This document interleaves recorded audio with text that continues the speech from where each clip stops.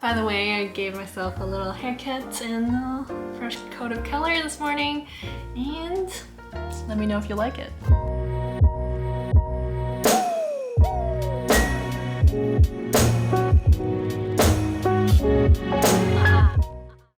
Hi friends, welcome back to my series Path to Rainbow, where I share with you everything that I've learned from dyeing my hair all sorts of colors these past 10 years. Last week in episode 1, I shared with you all my little hair hacks for dyeing your hair at home to protect your skin and your space.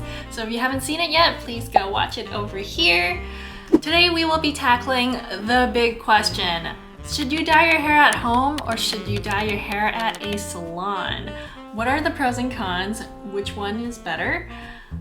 Let's find out. Today I'll be breaking up this video into 6 different categories to see whether salon is the winner or DIY is the winner.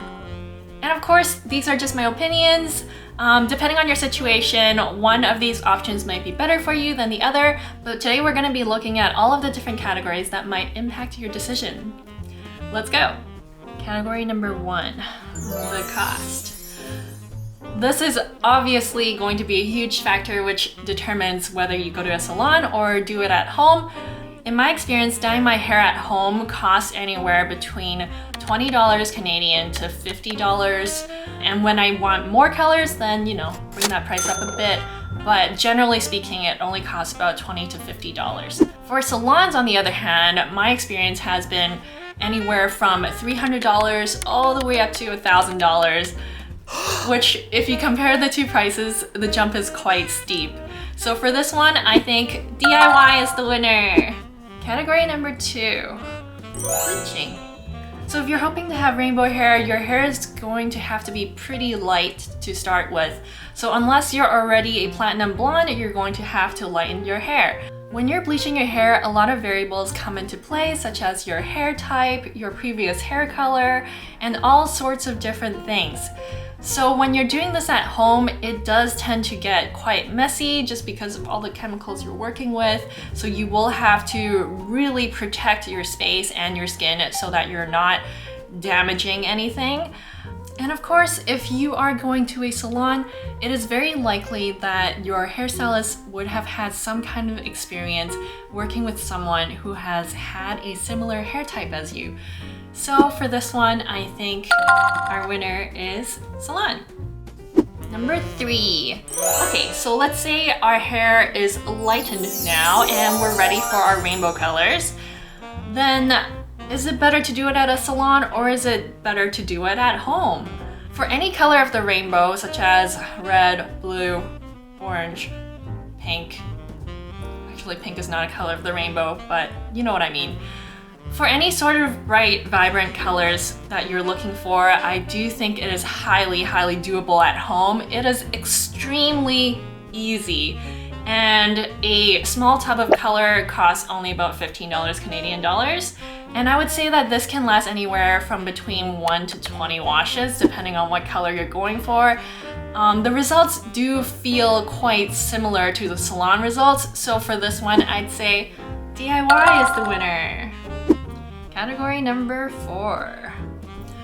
This one is entertainment.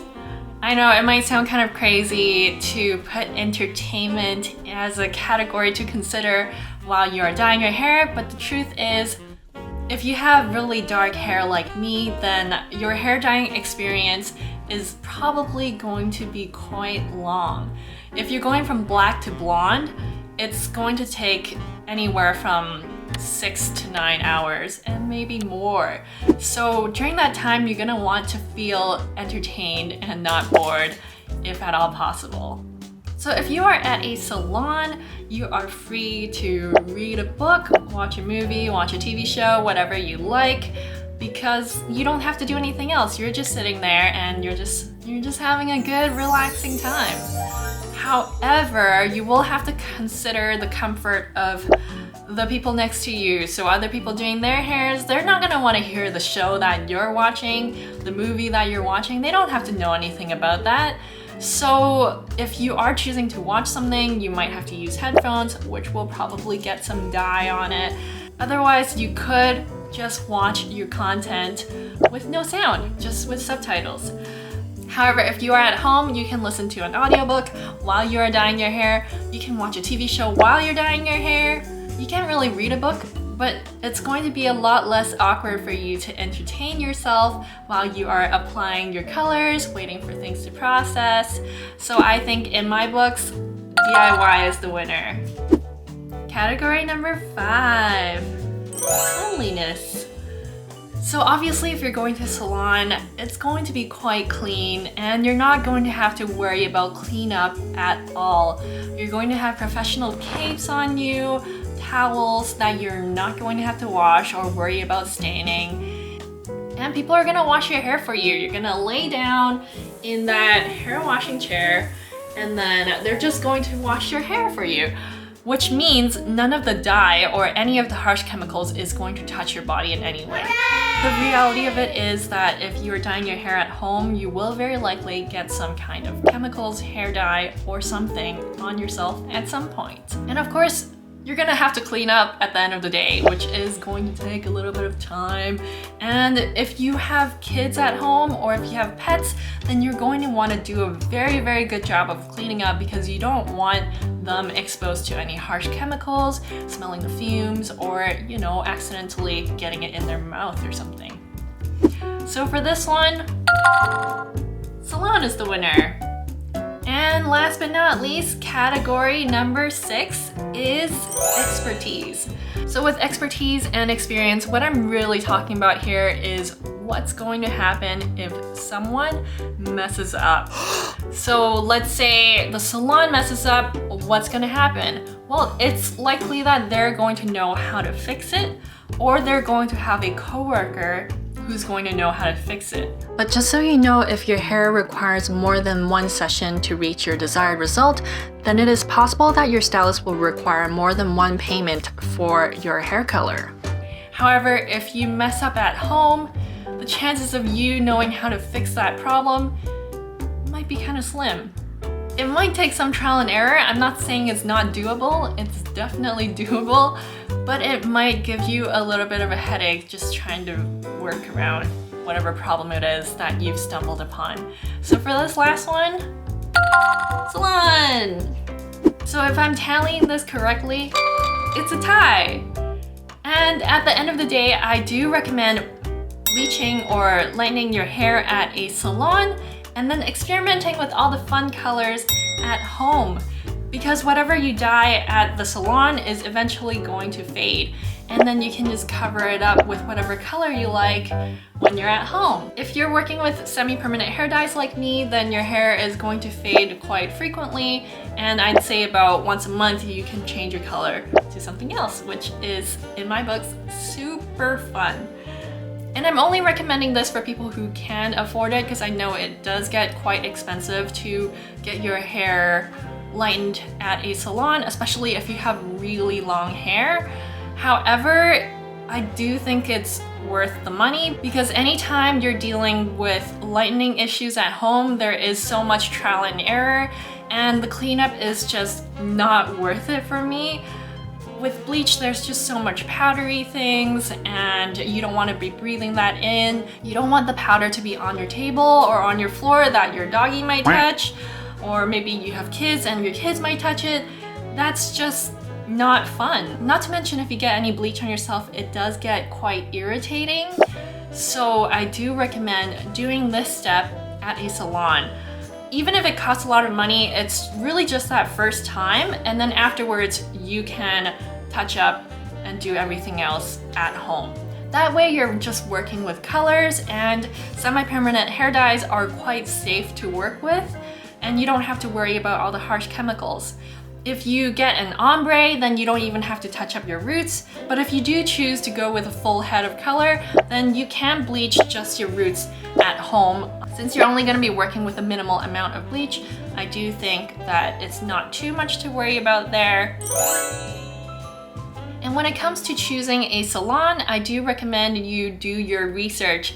Find a salon that, number one, has worked with someone with a similar hair type as you. So if you have black hair that's been dyed brown, then find someone like that. Or if you have maybe brown hair and it's super curly, then you're gonna find someone who has worked with someone with that similar hair type. And during your research, make note of the salons that are well known for hair coloring, but please don't be mistaken that any hairstylist in that hair salon would be good at hair coloring. Just because one shop is known for hair coloring doesn't mean all of their stylists are good at it. And last but not least, if there is a way for you to get in contact with someone who has worked with this hairstylist before and see what their experience is like, I highly, highly recommend this. This is because I have had experience going to quite well-known salons for hair dyeing, and they do end up posting pictures of my hair on their social media and they get so many likes. But the truth is, that was not the hair color that I had asked for. And for $500, that's a little bit upsetting. So when you choose a salon, please keep these factors in mind. And I wish you the best of luck on your hair dyeing journey. If you're interested in learning more about what I know for dyeing your hair at home, multiple different colors, then I've got these episodes coming up in the near future. But next week, we're gonna go behind the scenes of shooting my campaign video. If you haven't seen that, please go check it out. I put so much work into it. It was so much fun to make. I'm gonna be talking about my collaboration with the hairstylist, the makeup artist, and the photographer. If you're interested, please subscribe and join our little family. If you made it all the way to the end, please give this video a like to support the channel. Wishing you guys a very amazing weekend. If you're celebrating Lunar New Year, then Happy New Year to you. I hope you're having a wonderful celebration with your family and loved ones. And of course, Happy Valentine's Day, everyone. I've been posting a cute little comic over on my Instagram, so if you're interested in seeing that, please go over there and check it out. It's all related to my new set of Patreon rewards for my pin and sticker club, and the digital rewards have just been released, so please go check them out over here if you're interested in subscribing to a monthly artsy pin and sticker club. Thank you so much for stopping by. I'll see y'all next week.